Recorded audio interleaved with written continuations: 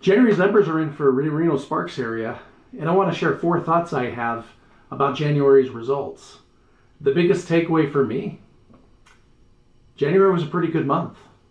Even with terrible interest rates, it was a very active January for both buyers and sellers. Let me talk about the numbers first, and then I'll give my thoughts on what the numbers mean. This is for single-family homes in Washoe County, except for Lake Tahoe. And the numbers may slightly change as some realtors turn their numbers in. But we had 407 new listings in January. That's up from 232 new listings in December and 332 new listings in January of 2024. That's a 22% increase year over year. But Reno-Sparks also had 395 homes go under contract in January, compared to 271 in December and 325 in January of 2024. That's also a 22% increase year over year. 290 homes closed in January, which reflects those lower December pending sales numbers. If you have a home going in contract in December, and typically an escrow is around 30 days, give or take, so you'll see that December's new pending sales, also known as going into contract, and the January closings of those same sales are pretty similar. There were only 256 closings in January of 2024, so that's still up 13% year over year. 104 listings were taken off the market without selling in January. That's down from 146 in December, but it's up quite a bit from 58 in January of 2024. The median sales price dropped pretty significantly month over month. It was a very impressive $605,000 in December, and we dropped all the way back to $570,000 this month. That's the lowest median price we've had since April of 2024. But the median price is still up 6.6 from $534,000 in January of 2024, so we're still trending in the right direction. The month supply of inventory is at 2.5 months, up from 2.3 months in December, and the percentage of cash sales has basically remained unchanged at 26%, but that's up from 22% a year ago. Now, as a whole, the interest rates have been lousy. The national average 30-year fixed started the year at 6.19%, shot above 7%, and ended the month at 6.95%. Now, that's the national average. Every state and lender is a little different. But in mid-September, we dropped almost 6, so the 7% has been pretty crummy. So what are the conclusions we could draw from this data? 4 things. First and foremost, buyer activity was really strong for January, and our great weather had a ton to do with that. We haven't had new contract numbers this good during a winter month since 2022, and that's when buyers were scrambling to buy before interest rates rose, which they definitely did. 395 new pending sales is a great number for a winter month. And January was an awesome month for showings. According to Showing Time stats, more than 6,700 homes were shown this month. That's very close to the best winter month since the 2022 interest rate hikes. It's the best showing month since last summer. For the past 3 years, a typical spring month would usually have 7,000 to 7,500 showings, and the winter months would often be below 6,000 showings. So January was a lot closer to the typical spring numbers than the typical winter numbers. Now, a huge part of that explanation is that Reno had epically good weather in January. We had 22 days of sunny weather. That's more sunshine than we've had in January this decade. So an interesting metric that I track is the percentage of homes for sale that are under contract. And that's really telling. At the beginning of 2024, 36% of homes for sale were under contract on January 1st, 2024. There were 585 homes for sale and 326 homes under contract for a total of 911 homes. So divide the number of homes in contract by the total 911, and that's how you come up with the 36%. Throughout the spring of 2024, that number climbed and climbed to a peak of almost 50% of homes being under contract at the end of April, and then it steadily dropped and dropped and dropped through the summer and the fall, and it fell to a low of around 31% this past Christmas. But here's the cool thing. In January alone, that percentage has gone up to 39%. That's a steeper slope than any of the previous years since 2020. And incidentally, January 2020 was probably the other best weather January that we've had this decade. We had a high average temperature that year in 2020 than any January this decade. A little cooler this last January, but it was a lot sunnier. So when the sun is hot and the sun is out, buyers will shop. That was a terrible rhyme, I think. So the second thing is new listings are also up significantly. But the new listings are up, I think, because the buyers are buying. The new listings number of 405 is really strong for recent Januaries. It's still below average if you were to look at the last 10 Januaries. But for this decade, the 2020s, it's actually pretty strong. We had 270 listings in 2023, 332 in 2024, and sitting here at 405, it's definitely above average January, even if it's not historically high. But what makes January's numbers a lot more notable is when you compare them to how slow December of just a month ago was. When you compare December's numbers to January, this January was actually pretty epic. If you have visited Mount Whitney in California and Mount Rainier in Washington, you know that Mount Whitney is actually a little bit taller. But Mount Rainier is so much more impressive because it's rising from a much lower base elevation than Mount Whitney is. And that's what makes January really impressive, is December's numbers were so low that it makes January's listing numbers look really, really big. Now, there's always a big difference between December and January numbers. The average increase over this past decade is about 42%. But this January, it was 74% month over month from December. And the only year that even came close to that was 2020. So I suspect a lot of these new listings were the product of sellers seeing that the weather was good and home buyers were shopping and they wanted to take advantage of that and get their home on the market earlier than maybe they expected. There were quite a few sellers who had taken their home off the market, that shadow inventory, but they put it back on in January as opposed to waiting deeper into spring. So in short, good weather leads to a lot of showings, and a lot of showings leads to a lot of offers, and a lot of offers leads to more escrows, and more escrows encourages more sellers to put their homes on the market. Now that the weather is crummy in February, as I'm listening to 60-mile-per-hour winds out my window, or at least that's what it feels like, I'll be interested to see if that trend holds. My third takeaway is that the interest rates are terrible, but buyers are buying anyways. It's interesting that the crummy interest rates haven't deterred buyers from making offers and getting those offers accepted. Okay, little rant here. I think I've seen enough of the social media videos about how actually the interest rates aren't that bad.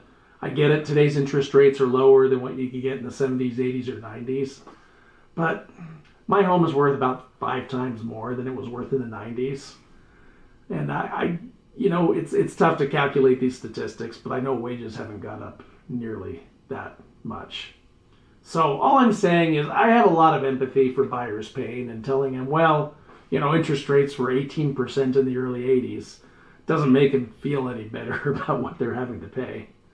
But the fact that buyers are still willing to pay those really painful prices is a testament to the value of home ownership. And it helps that creative lenders are finding ways to use credits to minimize a buyer's monthly payment. And I'm seeing a ton of that. So my last takeaway is that the median sales price is surprisingly down, but I really believe it is going to go up again. It was down about $35,000 lower than December. And that's not necessarily something new. Since 2023, the median sales price has kind of oscillated in the high 500,000s. And it's generally trending upwards back towards that May 2022 high of 615 median.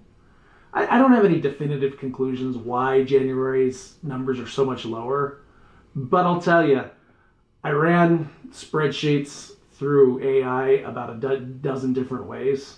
Oh, and just as an aside, that is totally a thing, and it is awesome. I couldn't care less about 80 AI writing things for me. And realtors, I know it when you use AI to write your listing remarks. It's pretty obvious. It's so fluffy and effusive. Yeah, I can kind of tell. Or maybe you're just really fluffy writers. I don't know. Maybe you're fooling me. But I couldn't care about AI writing. I couldn't care about AI making, funny pictures of if I want to see a political figure writing a dinosaur, something like that. I know you can do that. And I do. But where AI is really a game changer for my business is its ability to look at a spreadsheet and help me make some connections that maybe I wouldn't otherwise been able to make without, taking 2 days to figure it out. So as I was running numbers, my computer's turning off. As I was running numbers, it's interesting. The square footage of the homes sold in December and January was almost identical. The median was 1975 square feet. The acreage in January was actually a little bit bigger, so the lots were bigger even though the price was a lot lower.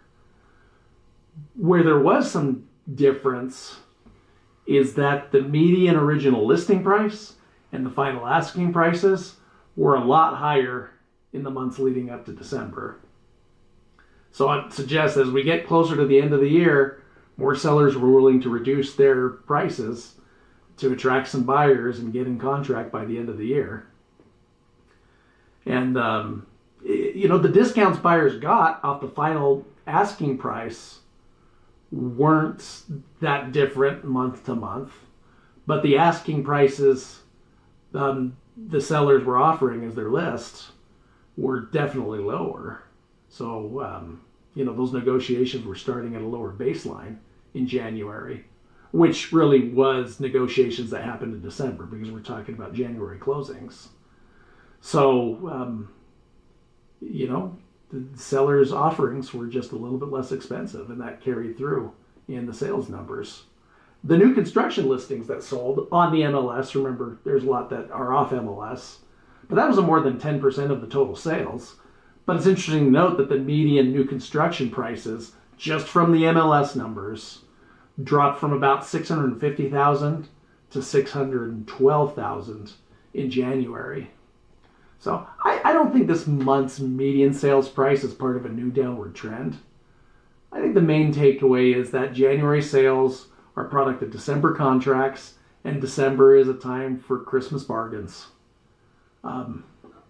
What I do have statistical data support, though, and this is what I'm a lot more excited about, is that in the last 10 years, the metrics that favor sellers always trend upwards in the springtime. Occasionally this year, this is another little rant. It's not a big one, but it's something that is on my mind. I see a lot of social media posts about the risks of waiting to list and go ahead and get your home on the market as soon as possible because something bad could happen in the future and you could miss your opportunity. And that's totally not a wrong statement. I completely agree that there are inherent risks that something could go very sideways in the economy very quickly. And the current president, love him or hate him, I don't want to get political at all, but he's doing some unprecedented things, and we'll see how those go. They could be good, they could be bad. But what sometimes gets missed in this discussion about the risks of waiting to list is the other side of that argument, and that's that there can be risks in listing early as well. I've sold a lot of houses in January, February, March, and the timing was totally right for the seller. They got a price they were happy with, and everything was fine. But I'd be lying if I said that it didn't bother me when 2 to 4 months later, the same floor plan would sell for more money than my listing did earlier in the year. Don't get me wrong. Trying to time the market is totally a fool's errand. And I'm walking a fine line here.